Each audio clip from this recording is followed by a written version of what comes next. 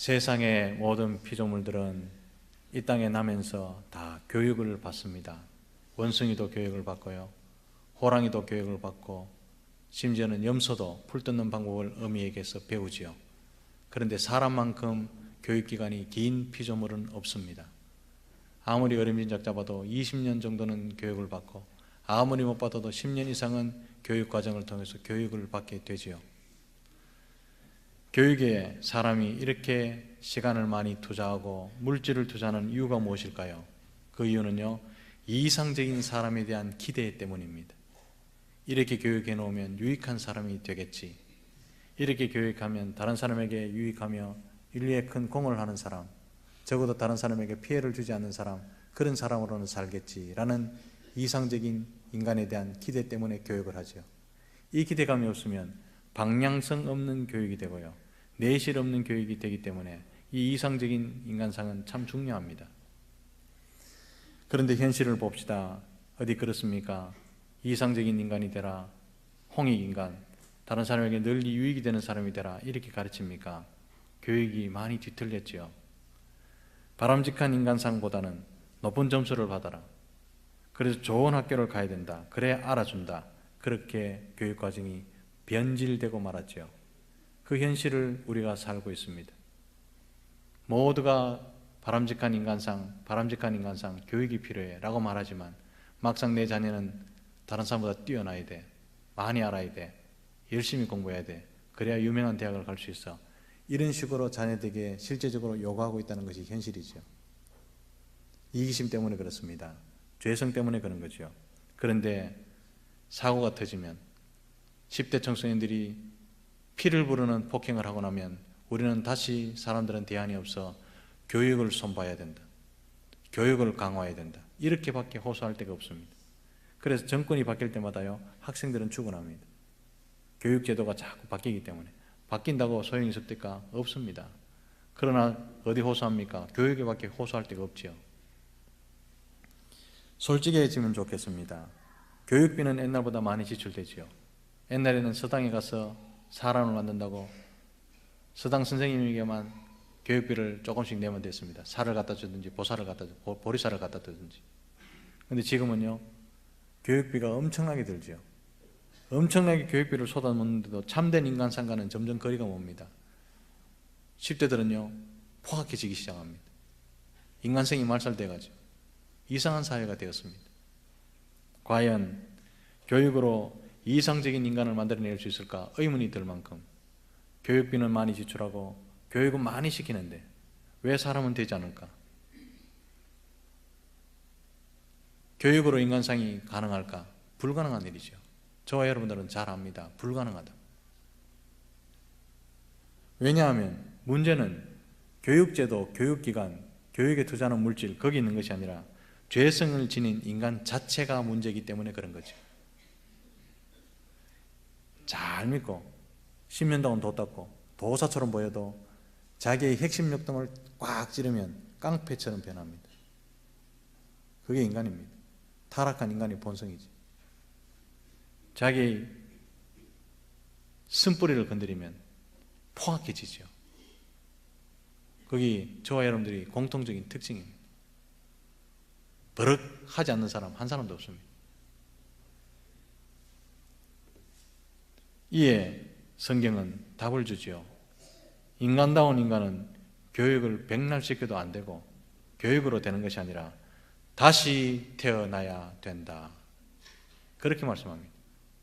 부분적인 수술이 아니고요, 전체적인 수술도 아니고요, 다시 태어나랍니다. 이걸 요한복음 3장에 보면 니고데모는 이해를 못했습니다. 다시 태어나다니, 내가 어머니 뱃속에 들어갔다 다시 나오란 말입니까? 거듭남의 비밀을 몰랐지요. 다시 태어난다, 이 말씀이 1절에서 하나님께로부터 난 자들이라고 말씀하고 있는 것입니다.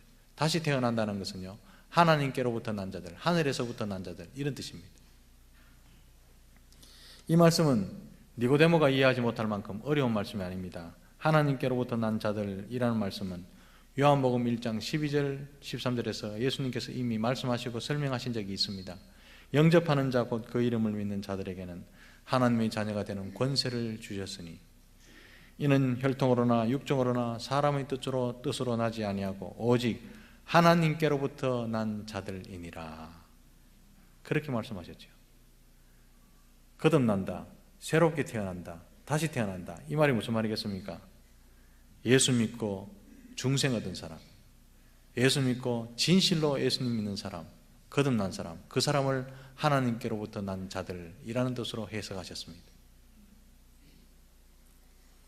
사랑하는 성도 여러분, 왜 하나님께로부터 난 사람들, 다시 태어난 사람은 소망이 있습니까? 이유가 있습니다. 예수를 믿으면요, 하나님의 성품을 그대로 물려받게 되는데, 그것은 이 땅의 생육법칙이 아니라 성령으로 말미암은 믿음으로 난 자들이기 때문에 소망이 있다는 사실을 기억하시기를 바랍니다.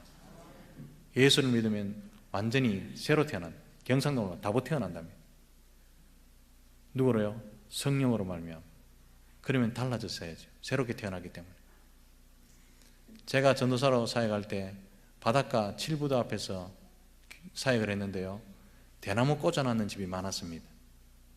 대나무 꽂아놨는 집이 많은 동네는요, 정신이 살짝 간 사람들도 참 많습니다. 한 번은 교회 마당에 귀신 시인 사람이 앉아 있었습니다. 냄새도 나고요, 뒷모습을 봐도 산발을 하고 귀신 시있다는 사실을 한눈에 보고 알았습니다.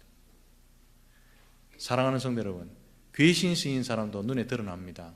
그러면 가장 강력한 성령께서 내주하시는 사람이 달라 보이지 않는다면 문제가 있지 않습니까?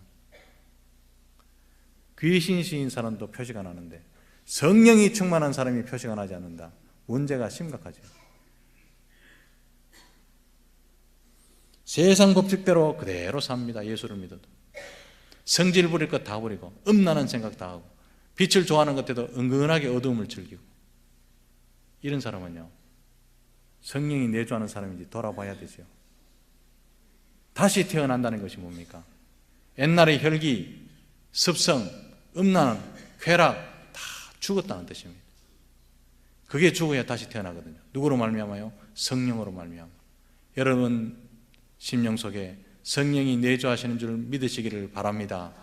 그러면 바뀌어야죠. 하나님의 성품으로 바뀌어야죠.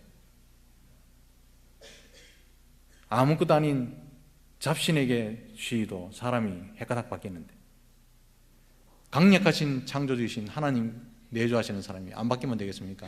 그게요, 이상한 일이지. 예수를 믿는다는데 더 못한 사람이 있어요. 이런 믿음 있는 사람, 성령으로만 사람, 완전히 변화된 사람, 이런 일은요, 예수 그리스도를 믿음으로 성령으로 말미암아 일어나는 기적 같은 일이라는 사실을 기억하시기를 바랍니다. 이거요, 기적입니다. 배운다고 되는 것도 아니고 교육을 시킨다고 되는 것도 아니고 성령의 임재함으로 된다는 사실은 기적이죠. 우리가 하나님을 아버지라 부른다, 쉬운 일일 것 같습니까? 죽을 때까지 하나님이 아버지라고 고백하지 못하는 사람이 있습니다. 그걸 보면요, 우리가 하나님을 아버지라 부르는 거 기적이죠. 예수가 믿겨진다, 믿어진다, 기적이죠. 성령께서 하시는 일이기 때문에 가능하죠. 우리가 믿기 전에 돌아봅시다. 우리가 하나님을 믿기 전에는요, 하나님을 몰랐습니다. 눈에 보이는 건 세상밖에 없죠. 세상에서 살아남는 것이 가장 중요하고 세상에서 출세하는 것이 가장 보람 있는 일이었습니다. 그래서 아둥바둥 싸우고 남을 짓밟아서 올라서야 마음이 후련하고 출세하는 것 같았습니다. 한 대를 맞으면 10배를 때려줘야 했습니다. 왜냐하면 그것이 세상 법칙이니까. 그런데요, 예수를 믿어도 이 법칙에서 못 벗어나는 사람 상당히 많더라 이 말이죠. 예수를 믿고 난 이후에 세상을 해석하는 관점이 달라져야 한다는 사실을 기억하시기를 바랍니다. 왜냐하면 창조주 하나님의 영이 우리 속에 있기 때문에. 세상에 하나님이 주권 아래 있다는 사실을 알게 되는 것입니다. 그렇게 얄미운 사람도 하나님이 주권 아래 있다는 사실을 알게 되는 거죠. 그래서 내 손으로 원수 갚지 않습니다. 이런 엄청난 세계관의 변화를 겪어야 예수 믿는 사람이다 라고 할 수 있겠지요. 엄청난 세계관의 변화, 엄청난 가치관의 변화 있으면요, 행동 패턴이 변하게 되어 있습니다. 세계관이 변하면 행동 패턴이 변하게 되어 있습니다. 그래서 사람들은요, 놀라게 되는 거죠.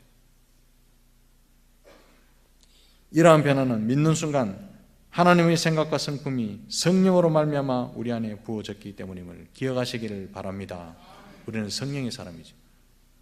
성령의 사람이라면 성령에 하는 모든 열매를 맺으시기를 주님의 이름으로 축복합니다. 성질도 내려놓고 이기심도 내려놓고 꼭 좋은 말도 칭찬해야 되는데 혼자 삐딱하게 말하는 사람 있죠. 성령은 삐딱하신 분 절대 아닙니다. 성령은 고집스러운 분 절대 아닙니다.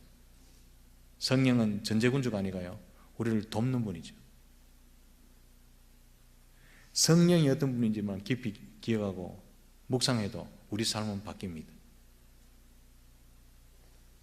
따라서 예수 믿고 난 이후에 옛날과는 완전히 다른 삶을 사는 사람, 그 사람이 예수 믿는 사람, 거듭난 사람, 하나님께로부터 난 사람입니다. 학습 세례식이라고 하는 것은, 세례를 받았다고 하는 것은 이런 옛사람이 아니라 새 사람으로 하나님의 법칙으로 완전히 다르게 살겠다는 공식적인 선언이 세례식이고 학습식이고 학습 세례 받았던 날이라는 사실을 기억하시기를 바랍니다. 우리가 잘 알다시피 세례에는 크게 두 가지 의미가 있습니다. 첫 번째는 십자가 보혈로 내 죄가 사함을 받았다는 의미가 있습니다. 이거요, 기적이지요. 죄 때문에 천국 못 가잖아요. 우리를 천국 못 가게 막는 것이 무엇일까요? 주일학자 학생들 보면요, 마귀요, 사탄요 이래 말하는데요, 천국 문 앞에는 마귀 없습니다. 우리를 천국 못 가게 막는 유일한 것은 우리가 지은 죄입니다. 우리가 청산하지 못한 죄, 그게 천국 못 가도록 막는 거지요. 그 죄를 없이 할 수 있는 방법은 인간에게는 없습니다. 돈 많아도 예뻐도 권력이 있어도 안 됩니다. 그러나 단 한 가지, 예수 그리스도의 십자가 보혈만 있으면 죄사함 받을 줄로 믿습니다. 이게 얼마나 감사한지 죽음의 문턱에 서범합니다. 그리고 또 한 가지는 로마서 6장 3절에 말씀하셨듯이 세례를 받는다는 것은 옛사람은 죽었다는 뜻입니다. 옛사람은 죽었다. 옛 혈기는 죽었다. 세상 방식은 죽었다. 이런 뜻입니다. 그리고 갈라디아서 2장 20절 말씀처럼 이제 내가 사는 것은 믿음 안에서 새로운 삶을 살기로 결단하는 것이 세례식입니다. 우리 다 세례 받으셨잖아요. 이제 내가 사는 것은 옛날에 그 찌질한 인간의 습성으로 살지 않는다, 이런 뜻이죠. 오늘 본문에 하나님께로부터 난 자들이 어떻게 사는지 특징이 나옵니다. 그 첫 번째가 무엇입니까? 1절 말씀에 하나님을 사랑하며 사는 사람이 하나님께로부터 난 사람이다, 분명히 말하죠. 1절이 어려운 것 같은데요, 쉽습니다. 하나님께로부터 난 사람은 하나님을 사랑하며 삽니다, 이런 뜻입니다. 여기서 하나님을 사랑한다고 할 때요, 무척 어렵습니다. 왜냐하면 입술로만 사랑해서는 안 되거든요. 전인격적으로 사랑하는 것을 하나님께서 요구하시죠. 전인격적인 사랑에 대해서 우리 예수님께서 마태복음 22장 37절에서 말씀하시기를 내 마음을 다하고 목숨을 다하고 뜻을 다하여 사랑하라, 이것이 전인격적으로 하나님을 사랑하는 것이다 라고 가르치셨습니다. 이 말은요, 지성과 감성과 의지를 총동원해서 삶 전체로 하나님을 사랑하는 것을 전인격적으로 사랑하는 것이고 그 사랑만 하나님께서 받으신다, 이런 뜻입니다. 사랑하는 성도 여러분, 말로만 사랑하고 지성으로만 사랑하고 행동은 엉망진창이고 감성은 울적울적해서 울먹울먹하면서 하나님을 사랑하는데 행동은 전혀 따라가지 않는다고 하면서 하나님을 사랑한다는 하는 것은요, 하나님 갖고 노는 겁니다. 심각한 이야기를 하나님 갖고 노는 겁니다. 하나님 사랑한다면서 행동은 엉망진창이고 인간관계는 다 깨졌다면요, 하나님 만으로 여기는 겁니다. 사랑하는 성도 여러분, 하나님을 이론이나 입술로나 지성으로만 사랑할 수 없습니다. 하나님은요, 생명을 걸고 사랑해야 될 뿐이라는 사실을 기억하시기를 바랍니다. 왜냐하면 하나님께서 우리를 사랑하실 때 생명을 걸고 사랑하셨기 때문이죠. 하나님이 세상을 이처럼 사랑하사 독생자를 주셨으니, 독생자 그냥 주셨습니까?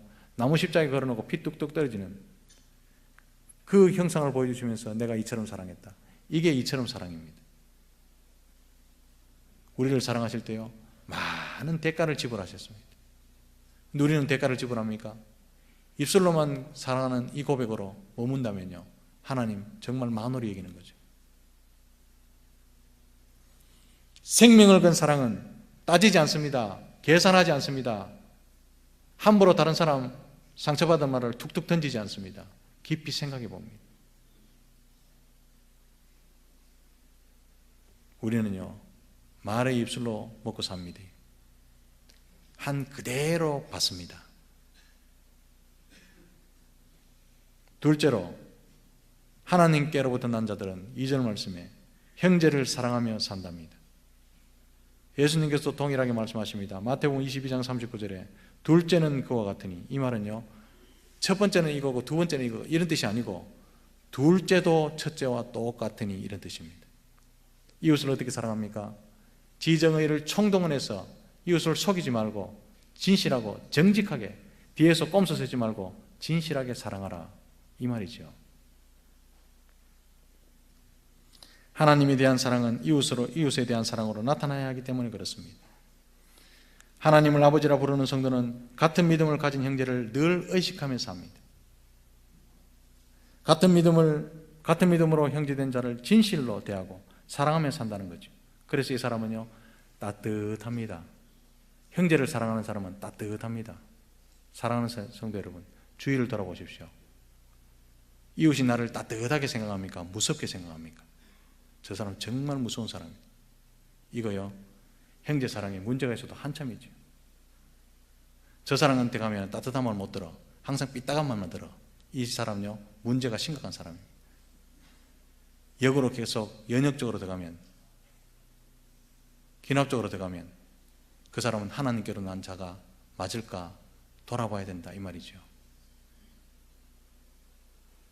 사랑하는 성도 여러분, 형제를 사랑한다는 것은 덮어주기는 속히하고 드러내기는 더디하고, 용서는 속히하고 방해는 더디하고, 격려는 속히하고 책망은 더디하는 것을 형제사랑이라 그렇게 말씀합니다.